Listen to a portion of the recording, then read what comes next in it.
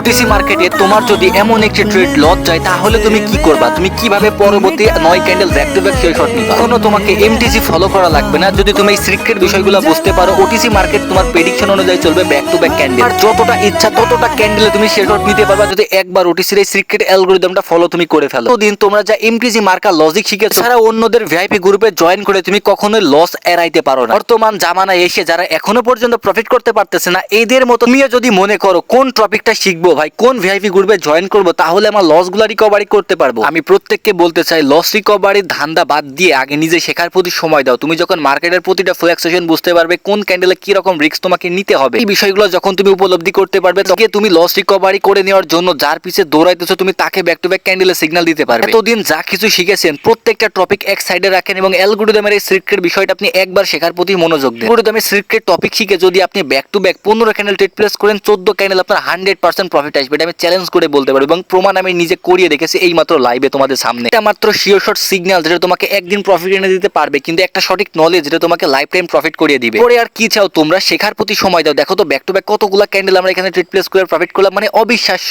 Candle skip করা লাগতেছে না, ক্যান্ডেল মেক হইলে back to back candle sure shot. এটা ক্যান্ডেল তোমার সিক্রেট নলেজের উপরে চলবে যখন তুমি অ্যালগরিদমের প্রত্যেকটা বিষয় তুমি বুঝে ফেলাবা। ট্রেড সহজ যদি তুমি সঠিকভাবে প্রেডিকশন করতে পারো, যেরকম এখন আমরা 100% শিওর শট নিয়ে প্রতিটা ট্রেড উইন করলাম।